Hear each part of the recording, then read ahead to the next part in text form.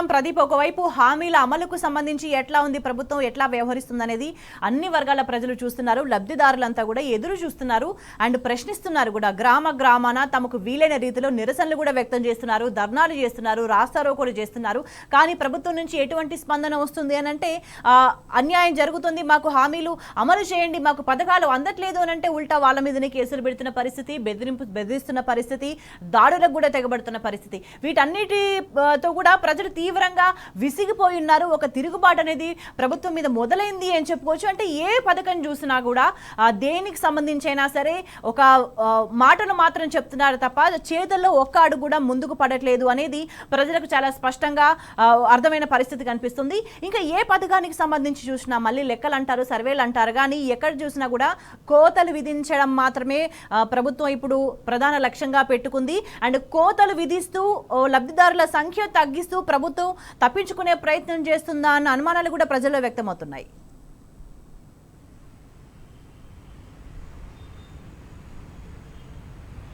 మొత్తానికి కాంగ్రెస్ ప్రభుత్వం, కాంగ్రెస్ నేతల మాటలు ఎట్లా ఉన్నాయంటే మాటలు కోటలు దాటుతూ ఉన్నాయి, కానీ ఆచరణ అయితే గడప దాటడం లేదు. ఏడాది పూర్తయింది. 100 రోజుల్లోనే కాంగ్రెస్ ఇచ్చినటువంటి 6 గ్యారంటీలు, 420 హామీలకు సంబంధించినటువంటి అమలు ఉంటుందని చెప్పి ఉన్నారు. పార్లమెంట్ ఎన్నికల్లో కూడా దేవుళ్లపై కూడా ప్రమాణాలు చేశారు. కానీ ఎక్కడికి వెళ్ళినా కోతలు విధిస్తూ ఉన్నారు. పూర్తి స్థాయిలో 6 గ్యారంటీల అమలు అయితే జరగలేదు. కేవలం ఫ్రీ బస్ సంబంధించినటువంటి హామీకి సంబంధించి అమలు అవుతున్నప్పటికీ ఆ హామీకి సంబంధించిన కూడా పెద్ద ఎత్తున విమర్శలు అయితే వస్తూ ఉన్నాయి. సరిపడా బస్సులు లేవన్నటువంటి విమర్శలు పెద్ద ఎత్తున వస్తున్నటువంటి పరిస్థితి. ఎట్టి పరిస్థితుల్లోనూ ఏదైతే ప్రభుత్వం దగ్గర ఉన్నటువంటి ఆర్థిక పరిస్థితిని బట్టి ఎక్కడికక్కడ కోతలు విధించాలన్నటువంటి ఉద్దేశంతో ప్రభుత్వం అయితే ఉన్నట్లుగా స్పష్టమవుతా ఉంది. ఇప్పటికే అనేక దరఖాస్తులు అయితే తీసుకున్నారు.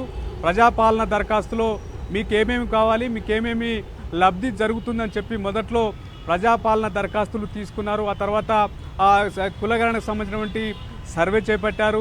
ఇక్కడ ఎట్లా ఉందంటే కేవలం ప్రజాపాలన కాదు, ఇది దరఖాస్తుల పాలన అనే చందంగానైతే తయారైంది. అధికారులు విసిగి వేసారిపోతూ ఉన్నారు. అనేక ఒత్తిళ్లు అధికారులపై ఉన్నటువంటి పరిస్థితి. ప్రజల వద్దకు అధికారులు సర్వే రూపంలో కావచ్చు లేదా దరఖాస్తుల రూపంలో వెళ్ళిన క్రమంలో పెద్ద ఎత్తున విమర్శలు అయితే వెల్లువెత్తా ఉన్నాయి. అధికారులపై తిరుగుబాటు కూడా చేస్తున్నటువంటి పరిస్థితి మనం చూస్తూ ఉన్నాం. ఎందుకంటే ఎన్నిసార్లు దరఖాస్తు చేసుకోవాలని చెప్పి నిలదీస్తున్నటువంటి క్రమం అయితే చూస్తూ ఉన్నాం. తాజాగా ఈ 4 స్కీమ్లకు సంబంధించినటువంటి అమలు విషయంలో ఈ 26 జనవరి రోజున అయితే లాంచ్ చేస్తాం ఈ 4 స్కీమ్లు అని చెప్తున్నప్పటికీ కేవలం రైతు భరోసా సంబంధించి కొంతమేరకు ప్రారంభించి మిగిలిన తిరిగి రేషన్ కార్డులకు సంబంధించినటువంటి అంశం విషయానికి వస్తే మళ్ళీ గ్రామ సభలో ఎంపిక చేస్తాం, మళ్ళీ దరఖాస్తులు తీసుకుంటామని కూడా చెప్తున్నటువంటి పరిస్థితి. కులగణనకు సంబంధించినటువంటి వచ్చినటువంటి లిస్టులో ఆధారంగా చేసుకునే ఈరోజు రేషన్ కార్డుల జాబితానైతే గ్రామాల్లో కొన్ని చోట్ల లిస్టు వేసి ఉన్నారు, కొన్ని చోట్ల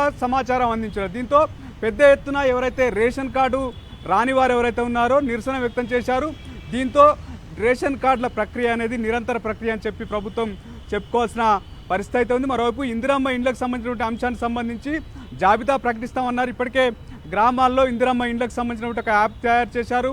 ఎవరైతే ఇండ్లు లేని వారు దరఖాస్తు చేసుకొని ఉన్నారో వాళ్ళు క్షేత్రస్థాయిలో ఫోటోలు కూడా దిగి ఉన్నారు. కానీ తీరా చూస్తే వారికి ఇండ్లకు సంబంధించి ఇప్పటివరకు క్లారిటీ అయితే లేదు. ప్రభుత్వం ఒక ఆలోచన చేస్తూ ఉంది. మొదటి విడతగా వికలాంగులు, వృద్ధులు, వితంతువులు ఇలా కొద్దిమందిని సెలెక్ట్ చేసుకొని ఇవ్వాలి. ఆ తర్వాత గతంలో వైఎస్ రాజశేఖర రెడ్డి పీరియడ్ నుంచి ఇప్పటివరకు ఎవరైతే ఇండ్లు లబ్ధి పొంది ఉన్నారు, గతంలో హౌసింగ్లో పెద్ద ఎత్తున స్కామ్ కూడా జరిగింది. వాళ్ళకి తెలియకుండానే అందులో ఇండ్లు వారి పేర్లు ఎక్కినటువంటి పరిస్థితి. అటువంటి వారు ఇప్పుడు ఈరోజు మాకు ఇండ్లు రావు అంటే ఎలా అనే దానికి సంబంధించి పెద్ద ఎత్తున గ్రామాల్లోనైతే ఒక ఆందోళనకర వాతావరణం ఉంది. పెద్ద ఎత్తున కాంగ్రెస్ క్యాడర్ పైన తీవ్రమైనటువంటి ఒత్తిడి ఉంది. ఈవెన్ కాంగ్రెస్ క్యాడర్ సైతం పెదవి విరుస్తూ ఉన్నారు. ప్రభుత్వానికి ముఖ్యంగా మంత్రులకు ఒక అనుభవం లేకపోవడం వల్ల దీన్ని సమస్యలు ముఖ్యమంత్రి సమస్యలను పట్టించుకోవట్లేదు, సమస్యలను అడ్రస్ చేయట్లేదు, వాటికి సంబంధించి ఒక పరిష్కారం చూపట్లేదు అనే విషయం పక్కన పెడితే నిజంగా ఆయన ఏమి డైరెక్ట్ గా ప్రతిరోజు ప్రజల్లోకి వెళ్లే పరిస్థితి లేదు. కానీ ఎమ్మెల్యేలు కావచ్చు, మంత్రులు కావచ్చు, ప్రజాప్రతినిధులు, కాంగ్రెస్ ప్రజాప్రతినిధులు నిజంగా ప్రజల పట్ల ఎట్లా ఉంటున్నారు, ఈ హామీల అమలుకు సంబంధించి వాళ్ళు ఎక్కడ చిన్న ప్రోగ్రామ్కి వెళ్ళినా కూడా ప్రజల నుంచి ఎటువంటి వ్యతిరేకత వ్యక్తమవుతుంది, వాళ్ళు ఎట్లా ప్రజలు ప్రజాప్రతినిధులను క్వశ్చన్ చేస్తున్నారు అనేది కూడా చాలా క్లియర్గా గమనిస్తున్నారు. అంటే అంతర్గతంగా ఒక అసంతృప్తి తీవ్ర స్థాయిలో అత్యంత వ్యతిరేకత మూటగట్టుకున్న ప్రభుత్వం విత్ ఇన్ షార్ట్ టైం అనేది అంతా కూడా ప్రచారం అయిపోయిన నేపథ్యంలో కాంగ్రెస్ లో ఎటువంటి చర్చ జరుగుతోంది, కాంగ్రెస్ లో ఏ విధంగా మాట్లాడుకున్నారు? మీరు అన్నారు ఆల్రెడీ కార్యకర్తల్లో కూడా అసంతృప్తి ఉంది అని చెప్పేసి.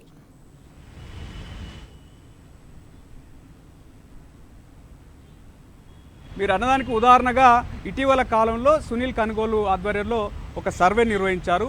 ఆ సర్వే ముఖ్యంగా ఎమ్మెల్యేల పనితీరు, ప్రభుత్వం చేపడుతున్నటువంటి ఆ కార్యక్రమాలకు సంబంధించి ప్రజల అభిప్రాయాలు, కార్యకర్తల అభిప్రాయాలకు సంబంధించి క్షేత్రస్థాయిలో ఒక సర్వే అయితే నిర్వహించింది. ఆ సర్వే ముఖ్యంగా కాంగ్రెస్ నేతలకు, ముఖ్యంగా ముఖ్యమంత్రికి ఊహించని షాక్ ఆ రిజల్ట్ చూస్తే. ఎందుకంటే ముఖ్యంగా పాలమూరు జిల్లాలో కాంగ్రెస్ గ్రాఫు పూర్తిగా పడిపోయింది. ముఖ్యంగా రేవంత్ రెడ్డి సొంత నియోజకవర్గం కొడంగల్లో సైతం కాంగ్రెస్ గ్రాఫు పడిపోయినటువంటి పరిస్థితి. అక్కడ పాలమూరు జిల్లాలకు సంబంధించినటువంటి ఎమ్మెల్యేలు ఎవరు కార్యకర్తలకు అందుబాటులో లేరు, ప్రజలకు అందుబాటులో లేరు, కేవలం హైదరాబాద్కే పరిమితం అయ్యారన్నటువంటి వాదన ఉన్న నేపథ్యంలో సర్వేలో పూర్తిగా గ్రాఫ్ ఆ పార్టీకి పడిపోయిందని చెప్పొచ్చు. చాలా అయితే నియోజకవర్గాల్లో ఎమ్మెల్యేల పనితీరు సరిగా లేదన్నటువంటి వాదన ఉంది. రెండోది స్కీమ్కి సంబంధించి ఎన్నికల్లో ఇచ్చినటువంటి హామీల అమలు చేయడం లేదు. రెండోది పదే పదే దరఖాస్తుల పేరుతో ప్రజలను నిత్యం ఏదైతే ఆఫీసుల చుట్టూ తిప్పుతున్నటువంటి పరిస్థితి, లేదా ప్రజలను అక్కడ గ్రామాల్లో ఎంగేజ్ చేస్తున్నటువంటి పరిస్థితి అయితే మనం చూస్తూ ఉన్నాం. రేపు వచ్చేటువంటి 26 నాడు ఈ 2 స్కీమ్స్ ఏవి ఇంప్లిమెంట్ అయ్యేటువంటి పరిస్థితి లేదు. పదే పదే అధికారులను, రెవెన్యూ అధికారులను, ఇతర అధికారులను అయితే క్షేత్రస్థాయిలో తిప్పడం పట్ల కూడా పెద్ద ఎత్తున విమర్శలు అయితే వస్తాను. ఓవరాల్గా కాంగ్రెస్ గ్రాఫ్ పూర్తి స్థాయిలో పడిపోతుంది. రోజు రోజుకు ఇచ్చినటువంటి హామీల అమలుకు సంబంధించినటువంటి దృష్టి పెట్టకపోవడం, రెండోది ఏదైతే కార్యకర్తలకు సైతం ఎమ్మెల్యేలు అందుబాటులో ఉండడం లేదన్నటువంటి విమర్శల నేపథ్యంలో కాంగ్రెస్ క్యాడర్ సైతం పెదవిరుస్తున్నారు. ప్రధానంగా లోకల్ బాడీ ఎన్నికలను దృష్టిలో ఉంచుకొని ఈ స్కీమ్స్ లాంచ్ చేయాలన్నటువంటి ఏదైతే ఉద్దేశంతో కాంగ్రెస్ ముందుకు పోతున్నటువంటి నేపథ్యంలో ఇప్పటికైతే క్షేత్రస్థాయిలో కాంగ్రెస్ పార్టీకి గ్రౌండ్లో లేదు అనేది స్పష్టంగా తెలుస్తూ ఉంది. గతంలో లోకల్ బాడీలో అధికార పార్టీకి సంబంధించి ఎవరికి బీఫామ్ వచ్చినా, ముఖ్యంగా ఎంపీటీసీ, జెడ్పీటీసీ సంబంధించి, అదేవిధంగా మున్సిపల్లో కాంగ్రెస్ బీఫామ్తో ఏ అధికార పార్టీ ఉంటే అధికార పార్టీకి ఎడ్జ్ ఉంటుంది. కానీ ఇప్పుడు ఆ పరిస్థితి క్షేత్రస్థాయిలో లేదు. అటు గ్రామాల్లో రైతులు, ముఖ్యంగా ఇతర వర్గాలంతా కాంగ్రెస్ సర్కార్పై గుర్రుగా ఉన్నారు. మరోవైపు హైదరాబాద్ నగరంలో హైడ్రా, మూసీకి సంబంధించినటువంటి అంశంతో ఇక్కడ సిటీలో ఉన్నటువంటి ప్రజానికం కూడా పెద్ద ఎత్తున కాంగ్రెస్ సర్కార్పై ఆగ్రహంతో ఉన్నటువంటి పరిస్థితి. గత ప్రభుత్వం అమలు చేసినటువంటి స్కీమ్ను ఎత్తివేశారు. వీరు అధికారంలోకి వచ్చిన తర్వాత తీసుకొస్తామన్నటువంటి హామీలు ఏవైతే ఉన్నాయో వాటిని అమలు చేయడం లేదు. మాటలు అయితే కోటలు దాటుతూ ఉన్నాయి కానీ ఆచరణ గడప దాటం లేదు. కానీ పెద్ద ఎత్తున మేము ఇన్ని స్కీమ్స్ అమలు చేశాము, ఈ స్థాయిలో ముందుకు పోతున్నామని ఏదైతే గొప్పలు చెప్పుకుంటున్నప్పటికీ మాత్రం కాంగ్రెస్ క్యాడర్ అయితే తీవ్ర స్థాయిలో నిరాశ, నిస్పృహల్లో ఉన్నారు. మరోవైపు అధిష్టానం, కాంగ్రెస్ అధిష్టానం సైతం ఇటీవల నిర్వహించినటువంటి సర్వే ఫలితాలను ముందు పెట్టి అటు ముఖ్యమంత్రికి, మంత్రులకు పెద్ద ఎత్తున క్లాస్ తీసుకుందన్నటువంటి చర్చ కూడా. అయితే ప్రతి రియాలిటీ ఇట్లా ఉన్న నేపథ్యంలో కాంగ్రెస్ ప్రజాప్రతినిధుల పట్ల కావచ్చు, కాంగ్రెస్ కార్యకర్తల పట్ల కావచ్చు, సామాన్య ప్రజలు ఈ లబ్ధిదారుల వైఖరి ఎట్లా ఉంది, వాళ్ళు ఏమనుకుంటున్నారు?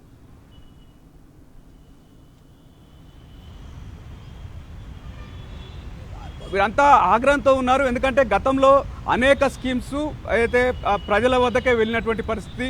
ఎవరు ఒకసారి దరఖాస్తు చేసుకుంటే నేరుగా వారికి అటు రైతు బంధు కావచ్చు, లేదా ఇతర ఏ స్కీమ్ అయినా, ఆసరా అయినా కానీ ఇతర ఏదైనా వాళ్ళకి ఎటువంటి రిస్క్ లేనటువంటి పరిస్థితి ఉండే. కానీ కాంగ్రెస్ ప్రభుత్వం వచ్చిన తర్వాత కేవలం దరఖాస్తుల పేరుతో కాలయాపన చేస్తూ ఉంది. లబ్ధిదారులను ఏ రకమైనటువంటి సంఖ్యను తగ్గించాలి అనేదే ప్రధానంగా ఫోకస్ పెట్టింది. తాము ఇస్తున్నామని చెప్తున్నాం. మరోవైపు ఇప్పటికే మనం రైతు రుణమాఫీ అంశం ప్రధానంగా చూసాం.